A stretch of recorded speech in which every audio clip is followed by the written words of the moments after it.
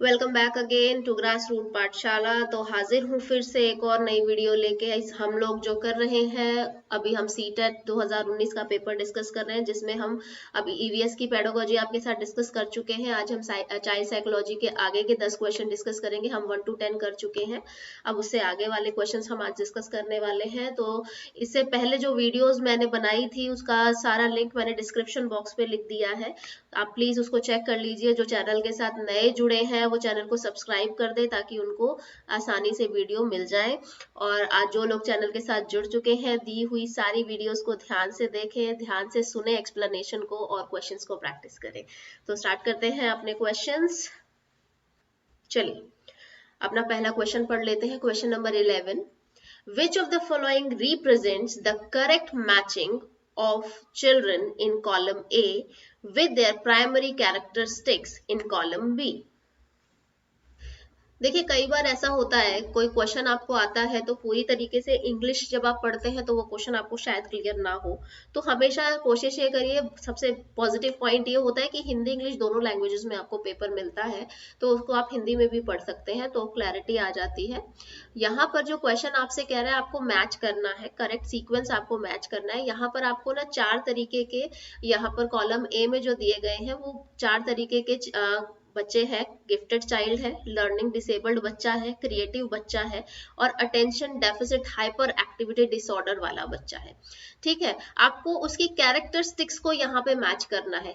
2 तरीकों से आप इनको सॉल्व कर सकते हैं। भैया एक एक ऑप्शन को पढ़ें, साथ वाले ऑप्शन को भी पढ़ें और कहीं ना कहीं जज करने की कोशिश करें, अनुमान लगाएं कि भैया गिफ्टेड बच्चा है तो क्या क्वालिटी हो सकती है, क्रिएटिव है तो क्या हो सकती है।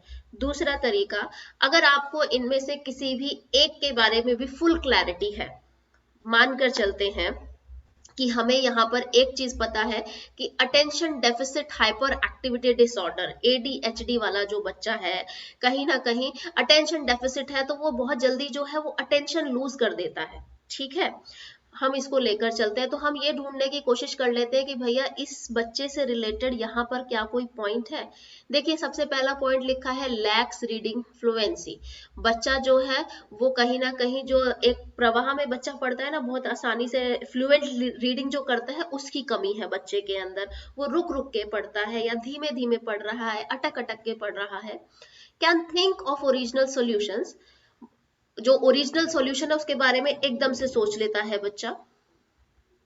Tendency to get distracted easily, उसके वो जो बच्चा है वो बहुत आसानी से डिस्ट्रैक्ट हो जाता है। डिस्ट्रैक्ट का मतलब होता है, मान लीजिए आप किसी काम को कंसंट्रेशन के साथ कर रहे हैं, अचानक आपका कोई दोस्त बीच में आ गया और उसने वो किसी और चीज की बात कर रहा है तो आप भी उसके साथ बातों में लग गए।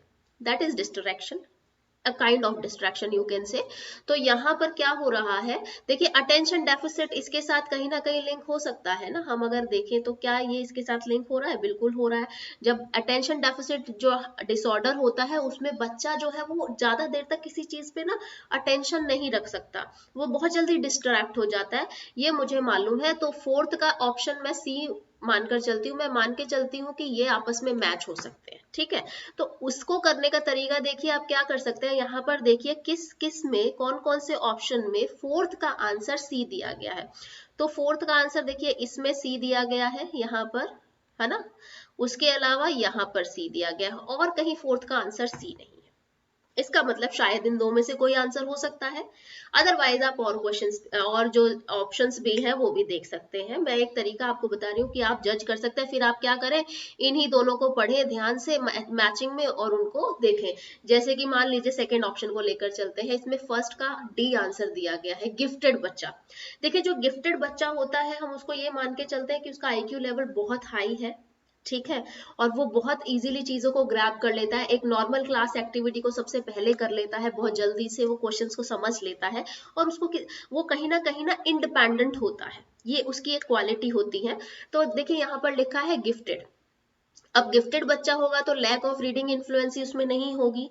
ठीक है, can think of solution is original solution, original solutions के बारे में सोच सकता है। देखिए वो तो क्रिएटिव बच्चा भी कर सकता है ना, कर सकता है कि नहीं कर सकता है। जो क्रिएटिव बच्चा है वो भी उसके बारे में सोच सकता है, लेकिन बहुत जल्दी सोचना और इंडिपेंडेंसी से काम करना गिफ्टेड बच्चे का काम है, तो आपका फर्स्ट का आंसर डी होगा। तो देखिए अगर आप यहाँ देखें तो सेकंड ऑप्शन जो है ना, इसमें फर्स्ट का डी दिया हुआ है, फोर्थ का सी, हमने दो आपने ढूंढ लिए, तो कहीं ना कहीं हमारा आंसर, और किसी में ये ऑप्शन हमें नहीं दिख रहे हैं, राइट तो ये मैच कर सकता है। अब क्रिएटिव बच्चा है तो सॉल्यूशंस ढूंढ सकता है, जी बिल्कुल ढूंढ सकता है। लर्निंग डिसेबिलिटी, जब लर्निंग डिसेबिलिटी हो गई तो रीडिंग फ्लुएंसी उसके अंदर कम हो सकती है। तो अगर हम इसके हिसाब से देखें तो आंसर विल बी 2। हमारा आंसर क्या होगा, सेकंड ऑप्शन होगा, जिसमें मैच किया गया है गिफ्टेड बच्चे को डी से, ability to learn quickly and independency. Learning disabled बच्चा will be having lacks reading fluency. Creative बच्चा can think the original solutions, and attention deficit disorder tendency to get distracted easily। तो देखिए options बहुत आसान होते हैं, सिर्फ कहीं ना कहीं आपको एक ट्रिक पकड़नी होती है कि हम क्या ट्रिक पकड़ें, ठीक है। Next question, question number 12, children learn effectively when. देखिए बच्चा जो है बहुत ज्यादा इफेक्टिवली कब सीखेगा, प्रभावी रूप से कब सीखेगा। आप कभी भी नोटिस करिए, अभी तक हम इतने सारे क्वेश्चंस डिस्कस कर चुके हैं, हमने एक चीज तो देख ही ली है कि अगर आप बच्चे को डांट रहे हैं, मार रहे हैं, किसी प्रकार का दंड देते हैं, पनिशमेंट देते हैं, तो बच्चा नहीं सीख पाता। तो अभी कहीं ना कहीं आपके दिमाग में एक थॉट क्लियर है बच्चा कैसे सीखता है, बस उस थॉट को हमें इन 4 ऑप्शंस में ढूंढना है, तो ढूंढ लेते हैं। The teacher fully controls everything that happens in the class including the children। ये कह रहे हैं जो टीचर है वो क्लास को पूरा कंट्रोल करके रखे कि क्लास में क्या हो रहा है क्या नहीं हो रहा है, इंक्लूडिंग द चिल्ड्रन, बच्चों पर भी वो पूरा नियंत्रण रखे। अगर क्लास फुली कंट्रोल्ड होगी, बिल्कुल इस तरीके से होगी कि भैया तुम्हें हिलना भी नहीं है, मैं बोलूं तभी तुम्हें लिखना है, अदरवाइज नहीं लिखना है, हंसना नहीं है, बातचीत नहीं करनी है, बिल्कुल चुप रहना है, वो एक इफेक्टिव लर्निंग एनवायरनमेंट है ही नहीं बच्चे के लिए, तो फर्स्ट ऑप्शन नहीं हुआ। They memorise facts given in the text book. किताब में दी हुई एक भाषा है, एक डेफिनेशंस है, उसको बिल्कुल रट लीजिए तोते की तरह, दैट इज ऑल्सो रॉन्ग। रटी रटाई बातें अगर आप लिखेंगे तो कहीं पर अगर कोई ट्रिकी क्वेश्चन आ गया तो वहां आपकी क्रिएटिविटी जीरो हो जाएगी, वहां आपका कॉग्निशन काम नहीं करेगा, क्योंकि आप उससे बाहर सोच ही नहीं पा रहे हैं। आपको मालूम है किताब में 5 क्वेश्चन है, मैंने 5 क्वेश्चन रट लिए, अगर छठा क्वेश्चन उसी चैप्टर से आ गया जो किताब का नहीं था, बच्चा नहीं कर सकता, तो वो लर्निंग इफेक्टिव नहीं होगी। They copy answers written by the teacher on the blackboard. जो टीचर ने ब्लैक बोर्ड पे लिख दिया उसको कॉपी करते रहेंगे, और वो एक इफेक्टिव एनवायरनमेंट हो सकता है, नहीं हो सकता, क्योंकि उसमें हम सिर्फ 2 चीज कर रहे हैं, कॉपी और पेस्ट। कॉपी पेस्ट ही होता है आजकल, तो उसी तरीके से जो ब्लैक बोर्ड पे लिखा है उसको कॉपी किया, नोटबुक में हमने लिख लिया, और उसके बाद उसको याद करके दिमाग में पेस्ट कर लिया, जो कि लर्निंग इफेक्टिवनेस को जीरो बना देता है। अब लास्ट ऑप्शन कहता है they actively participate in different activities and task. भाई बच्चा जब एक्टिवली पार्टिसिपेट करेगा, बिल्कुल हर टास्क को, एक्टिविटीज को वो खुद करने की कोशिश करेगा, करके सीखेगा, तो वो लर्निंग इफेक्टिव होगी। जी हाँ, बिल्कुल इफेक्टिव होगी जब बच्चा एक्टिवली करेगा। तो आंसर विल बी 4।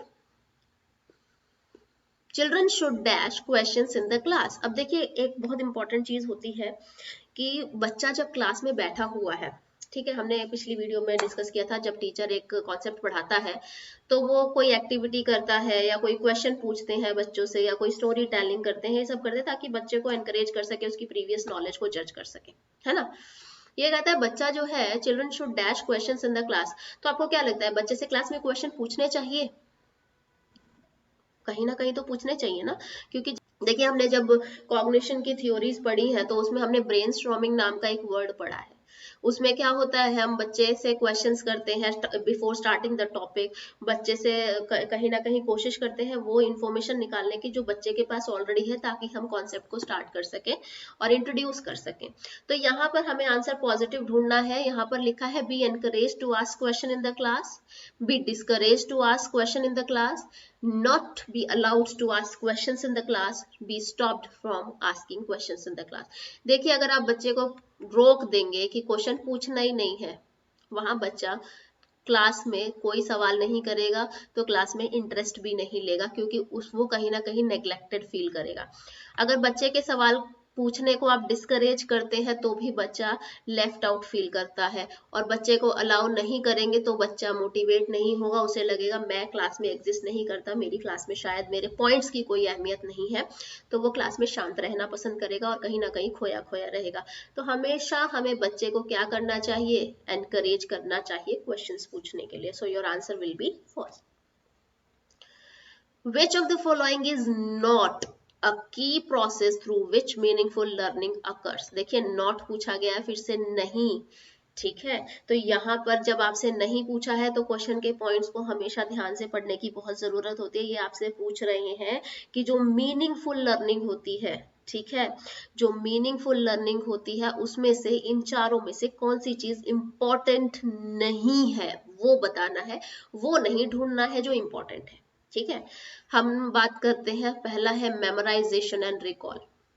आप बार बार रट्टू तोते की तरह याद करते रहेंगे और फिर करेंगे उसको याद करके लिखेंगे, तो कहीं ना कहीं वो क्या है, रोट लर्निंग है, बहुत ज्यादा क्या होता है, मोनोटोनस हो जाती है और आपको बार बार बार बार एक ही चीज पढ़ने में बोरिंग लगने लगती है। तो क्या वो एक मीनिंगफुल लर्निंग हो सकती है? नहीं हो सकती है जी। रेपिटेशन एंड प्रैक्टिस, देखिए पुनरावर्तन यहाँ अभ्यास लिखा है, तो प्रैक्टिस कहीं ना कहीं हम बच्चे को प्रैक्टिस वर्क देते हैं मीनिंगफुल लर्निंग के लिए, कि अगर क्योंकि हम उसमें जरूरी नहीं है हम बच्चे को ये कह रहे हैं इसको 10 बार लिखो या 15 बार लिखो, लेकिन हम उसको करेक्शन करने के लिए दे सकते हैं, तो वो इसका एक पार्ट है, ठीक है। इंस्ट्रक्शंस एंड डायरेक्शन, भैया अगर जब आप कोई कॉन्सेप्ट स्टार्ट कर रहे हैं, आप कोई चैप्टर स्टार्ट कर रहे हैं, आप कोई थीम इंट्रोड्यूस कर रहे हैं, या आप कोई गेम ही बच्चे को खिला रहे हैं, तो वहां पर इंपॉर्टेंट है कि आप उसको इंस्ट्रक्शंस देंगे, डायरेक्शंस देंगे, तो बच्चा उसके अकॉर्डिंग काम कर सकता है ना। तो इंपॉर्टेंट पार्ट है exploration and interaction, when child will interact and explore the surroundings और विद ईच एंड अदर, वो थॉट्स को एक्सप्लोर करते हैं तो बहुत कुछ सीखते हैं। तो ये तीनों पार्ट वैलिड है, लेकिन मेमोराइजेशन वैलिड नहीं है, तो आपका आंसर क्या होगा, memorisation and recall. Next question, when teacher have positive beliefs about students and their abilities, the students, देखिए पॉजिटिव बिलीव्स का मतलब क्या है, कहीं ना कहीं बच्चे की जो योग्यता है, बच्चे की जो क्षमता है, टीचर उस पर पूर्ण भरोसा रख रहा है, पूरा यकीन है उसको कि बच्चा जो है उसके अंदर कहीं ना कहीं एबिलिटीज है, वो कर सकता है। और यही भरोसा जब एक टीचर बच्चे को दिखाता है ना, तो बच्चे के अंदर, आप इस सवाल में आपको यही बताना है कि बच्चा क्या करेगा उससे। देखिए पहला question, are eager and motivated to learn, बच्चा बहुत ईगर हो जाएगा, उत्सुक हो जाएगा और कहीं ना कहीं मोटिवेटेड फील करेगा सीखने के लिए। सेकेंड ऑप्शन कहता है become relax and stop putting in any efforts to learn, वो रिलैक्स हो जाएगा, भैया टीचर को मेरे ऊपर पूरा भरोसा है तो कोई खास जरूरत नहीं है करने की, हो जाएगा। बिकम डीमोटिवेटेड एंड स्ट्रेस्ड, बच्चा डीमोटिवेटेड और स्ट्रेस में आ जाएगा। अगर टीचर भरोसा करता है तो बच्चा कभी भी डीमोटिवेटेड और स्ट्रेस में नहीं आएगा, ठीक है। तो ये पॉइंट तो हम पढ़ते ही फॉर श्योर कैंसिल कर सकते हैं, इसको वाइप आउट कर देते हैं। Are not affected in any way, भैया टीचर भरोसा करे या ना करे मुझे फर्क नहीं पड़ता, दिस एटीट्यूड।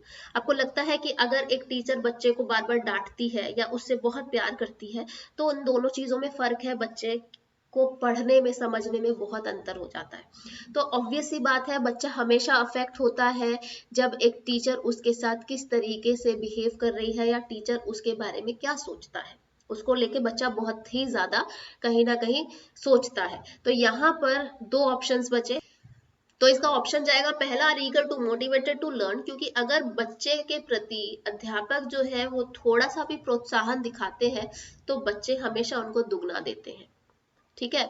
तो आंसर होगा फर्स्ट। ऐसा कभी नहीं होता कि बच्चा रिलैक्स्ड होके बैठ जाए, कोई एफर्ट ना करे कि भाई सीधी सी बात है टीचर को मेरे ऊपर पूरा भरोसा है तो कोई कोशिश करने की जरूरत नहीं है, छोड़ दीजिए, बिल्कुल गलत है, ऐसा बिल्कुल नहीं होता है। तो आपका आंसर क्या होगा, 1।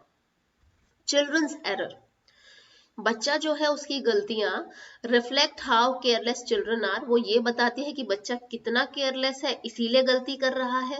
Should be immediately corrected by asking them to do repeated practice, तुरंत उसको सही करना चाहिए और बच्चे को बोलना चाहिए कि इसको लगातार प्रैक्टिस करते रहो। जैसे होता है ना, बच्चे ने ई की मात्रा गलत लगा दी, मान लो नदी लिखा, मात्रा गलत लगा दी, लो भैया नदी को 50 बार लिख दो, सही हो जाएगी, क्या ऐसा करना चाहिए?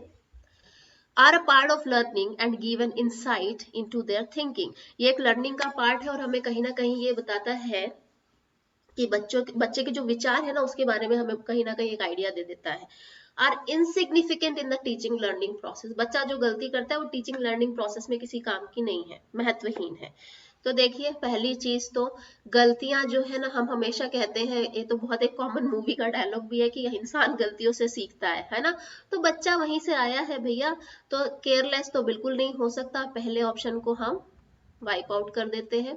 इनसिग्निफिकेंट है टीचिंग लर्निंग प्रोसेस के लिए, बिल्कुल नहीं, बिल्कुल सिग्निफिकेंट है। टीचिंग लर्निंग प्रोसेस में मस्ट है, क्योंकि गलतियां करेगा बच्चा तभी जान पाएगा कि कहाँ क्या गलती थी, और अध्यापक भी जान पाएगा कि बच्चे ने कहाँ गलती की है, कहाँ कमियां रह गई हैं और हम उसे कैसे सुधार सकते हैं। तो आपका आंसर जाएगा थर्ड। तो children's error are a part of learning and give an insight into their thinking. Next question, assessment. मेरे ख्याल में अभी तक हमने 5 वीडियोस डिस्कस की हैं और हार्डली कोई वीडियो ऐसी गई होगी जिसमें असेसमेंट पे क्वेश्चन नहीं था। तो आप मान के चलिए, देखिए सिलेबस बिल्कुल चेंज नहीं है, ठीक है, सिलेबस सेम है, क्वेश्चन वही घुमा फिरा कर आते हैं और कई बार तो एज इट इज क्वेश्चन यहाँ से यहाँ आ जाते हैं। तो be careful while reading the question and options. Assessment क्या है? Should be taken as a separate activity. Assessment को एक अलग सी एक्टिविटी की तरह लेना चाहिए। Should be a part of teaching learning process. जो बच्चा दिन प्रतिदिन पढ़ रहा है, शिक्षक जो पढ़ा रहे हैं क्लास में, जो टीचिंग लर्निंग प्रोसेस होता है जिसको हिंदी में आप कहते हैं शिक्षण अधिगम, है ना, उस प्रक्रिया का एक पार्ट होना चाहिए जो कि डेली बेसिस पे होना चाहिए। Should be done only in term of marks.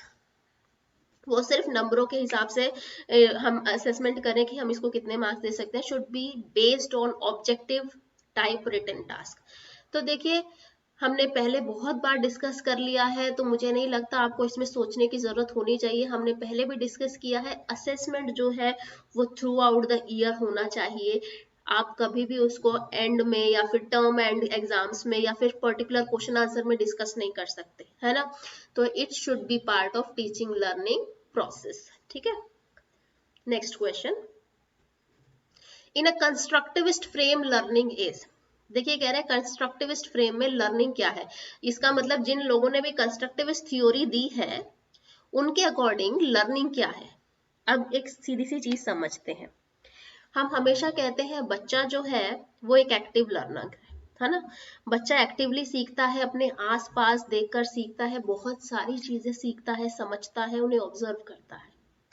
तो कहीं ना कहीं हम जब बच्चे को सिखा रहे हैं तो क्या हम उसे सिर्फ नौकरी के लिए तैयार करते हैं? नहीं ना, हम उसे समाज में रहने के लिए भी तैयार करते हैं। और ऐसा नहीं है कि बच्चा सिर्फ स्कूल से सीखता है। उस पॉइंट ऑफ व्यू को ध्यान में रख के आपको इसको पढ़ना है, ठीक है। पहला कहता है active and social is in its character. जो कंस्ट्रक्टिविस्ट फ्रेम के अकॉर्डिंग लर्निंग क्या है, एक सक्रिय और सामाजिक प्रक्रिया है जिसमें बच्चा सक्रिय रूप से, एक्टिव रूप से पार्टिसिपेट भी करता है और कहीं ना कहीं वो एक सामाजिक प्रक्रिया भी है, कैरेक्टर भी है। पैसिव है, जहां पैसिव आ गया वहां कंस्ट्रक्टिविस्ट खत्म हो जाते हैं, तो हमें आगे पढ़ना ही नहीं है, ठीक है। The process of acquisition of knowledge, ये एक ऐसा कंस्ट्रक्टिव फ्रेम ये कहता है लर्निंग एक ऐसी चीज है जहां से एक ऐसा प्रोसेस है जहां से बच्चा एक्वायर करता है नॉलेज को।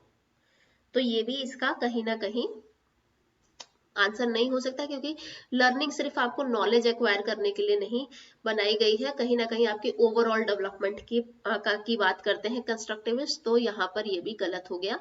अ change in behaviour as a result of experience, आपके बिहेवियर में जो बदलाव आता है जब आप एक्सपीरियंस करते हैं, किन्हीं चीजों को अनुभव करते हैं। तो यहाँ पर देखिए आप हिंदी में भी पढ़ सकते हैं, अनुभव के परिणाम के रूप में व्यवहार में एक परिवर्तन होने की प्रक्रिया। तो ऐसा बिल्कुल भी नहीं है कि आप पहले उसको अनुभव करेंगे और उसके बाद वो आपके उसमें परिवर्तन लाएंगे बिहेवियर में, दैट इज लर्निंग, नो। तो लर्निंग क्या है? लर्निंग आपका एक्टिव एंड सोशल जो है इन इट्स कैरेक्टर, एक्टिव, हम एक्टिवली पार्टिसिपेट करते हैं और कहीं ना कहीं हमारी ओवरऑल डेवलपमेंट होती है ताकि हमारा एक सामाजिक तौर पर भी कहीं ना कहीं हम तैयार हो सकें, ठीक है। तो इसका आंसर है first. Next question, what principle does the following highlight. ध्यान से पढ़िएगा। यहाँ पर नीचे आपको एक सिचुएशन दी हुई है, आपको ये बताना है ये किस प्रिंसिपल की बात कर रहे हैं। Students who do not perform well feel that they are not good enough and feel demotivated. ध्यान से देखिएगा, demotivated. They are then likely to give up easily without trying or persisting in doing task. देखिए यहाँ पर कहता है कि जो बच्चे हैं जो क्लास में अच्छा परफॉर्म नहीं करते, कहीं ना कहीं वो ऐसा महसूस करते हैं they are not good enough, वो पर्याप्त रूप से अच्छे नहीं हैं और अपने आप को बहुत डीमोटिवेटेड यानी कि हतोत्साहित पाते हैं। ठीक है, और इजीली वो क्या करते हैं, गिव अप कर देते हैं कि हमसे नहीं होगा, हमें मालूम है हम नहीं कर सकते। तो ये आपको किस प्रिंसिपल के बारे में बता रहे हैं? देखिए जब आप ये 4 ऑप्शन पढ़ेंगे ना, पहला ऑप्शन कॉग्निशन से रिलेटेड है, इमोशन से रिलेटेड है, सेकंड भी उसी से रिलेटेड है। पहला ये कहता है कॉग्निशन और इमोशंस जो है वो आर नॉट सेपरेबल, आप उन्हें अलग नहीं कर सकते। अगला कहता है वो रिलेटेड ही नहीं है। तीसरा ऑप्शन आ गया हेरिडिटी एंड एनवायरनमेंट। देखिए जहां डीमोटिवेशन या फिर हमारी फीलिंग्स आ जाती है, वहां पर हेरिडिटी का कोई काम नहीं है। ठीक है, तो हेरिडिटी वाले दोनों ऑप्शंस को वाइप आउट कर दीजिए। अब दो फर्स्ट और सेकंड को ध्यान से पढ़िए। पहला कहता है कि कॉग्निशन एंड इमोशन यानी कि आपका संज्ञान एवं संवेग, यानी कि आपका कॉग्निशन और इमोशंस जो है वो एक दूसरे से जुड़े हुए हैं, वो अलग नहीं है। देखिए अभी हमने थोड़ी देर पहले बात की थी, टीचर ने फेथ दिखाया, बच्चा मोटिवेट हुआ, लेवल ऑफ लर्निंग बढ़ गया। टीचर ने कहा ये नहीं कर सकता, बच्चा डीमोटिवेट होगा, लेवल ऑफ लर्निंग गिर जाएगा। तो ये चीज यहाँ पर क्लियरली दिखाई है कि बच्चे का कॉग्निशन और इमोशंस जो है वो सेपरेबल नहीं है। ऐसा नहीं है बच्चा इमोशनली बहुत वीक है लेकिन पढ़ाई बहुत अच्छी करेगा, नहीं, both affects each other equally. So your answer will be 1। ठीक है, next question. A teacher can encourage children to become effective problem solver by। देखिए यहाँ पर कह रहे हैं टीचर एनकरेज कर सकती है बच्चे को, किसके लिए, कि वो एक इफेक्टिव प्रॉब्लम सॉल्वर बने, यानी कि जब उन्हें कोई भी एक समस्या दे दी जाए तो वो उसको इजीली प्रभावी रूप से सॉल्व कर सके। तो देखिए अब इसका आंसर देखने की कोशिश करते हैं। कहते हैं कि टीचर जो है एनकरेज करती है बच्चे को कि एक इफेक्टिव प्रॉब्लम सॉल्वर बने, बाय किस तरीके से। अब देखिए यहाँ पर लिखा है writing step by step solution to all questions in the text book. वो क्या करे कि स्टेप बाय स्टेप सारे प्रोसेस लिख लें कि पहले ये होगा फिर ये होगा। तो वहां पर तो कहीं ना कहीं टेक्स्ट बुक में आपने सारी चीज लिख दी, तो वो आपको आप कहाँ एक्सप्लोर कर रहे हैं, आप कहाँ ढूंढ रहे हैं, नहीं ना। तो फर्स्ट ऑप्शन नहीं हुआ। Giving them plenty of opportunities to answer similar kind of questions from the text book. वो क्या कह रही है, उन्हें प्लेंटी ऑफ अपॉर्चुनिटीज दे रही है कि सिमिलर काइंड ऑफ क्वेश्चंस जो है, जो एक जैसे तरीके के क्वेश्चन है, उनके बुक में से आंसर वो कहीं ना कहीं ढूंढ ले, दे दे। एम्फेसाइजिंग ऑन रोट मेमोराइजेशन, तो रोट मेमोराइजेशन तो नहीं करना है भैया। ठीक है, आप उनको रट्टू तोते की तरह सारे स्टेप्स दे देंगे तो वो भी प्रॉब्लम सॉल्विंग नहीं करेंगे। Encouraging children to make intuitive guesses and to look at multiple solutions to the problem. बिल्कुल, देखिए यहाँ पर क्या हुआ, आपने उनको एक सिमिलर काइंड ऑफ क्वेश्चंस दिए और उनके आंसर टेक्स्ट बुक में से ही ढूंढने को दे दी, तो बच्चा लिमिट हो गया कि इसके अंदर से ही निकालना है। यहाँ पर आपने उसको पूरा मौका दे दिया कि आप अपने तरीके से सोचिए, गेसेस लगाइए, मल्टीपल सॉल्यूशंस ढूंढिए इस प्रॉब्लम के। तो वहां वो हर तरीके का प्रयास करेगा, हर तरीके की प्रॉब्लम को सॉल्व करने की कोशिश करेगा। So your answer will be 4। तो अब दूसरी वीडियो बनाएंगे, नेक्स्ट 10 क्वेश्चंस। आपको पता है कि चाइल्ड साइकोलॉजी के टोटल 30 क्वेश्चंस आते हैं। एक्चुअली वीडियो बहुत लंबी हो जाती है और कहीं ना कहीं जब वीडियो लंबी हो जाती है तो आप भी धीरे धीरे इंटरेस्ट लूज कर देंगे, क्योंकि आप एक पॉइंट तक इंटरेस्ट दिखा के आप उसको पढ़ सकते हैं। तो इसीलिए मैं ज्यादा क्वेश्चंस नहीं लाती हूँ, सिर्फ 10-10 क्वेश्चंस लाती हूँ ताकि आप उसको इजीली कर पाए, समझ पाए, सुन पाए। तो उम्मीद यही है कि आप सारी वीडियोस को लास्ट तक देख रहे हैं हर और अच्छे से क्वेश्चंस को समझने की कोशिश कर रहे हैं। तो दोबारा मिलते हैं एक नई वीडियो के साथ, तब तक लाइक, कमेंट एंड शेयर करना बिल्कुल ना भूलें और चैनल को सब्सक्राइब जरूर कर दें।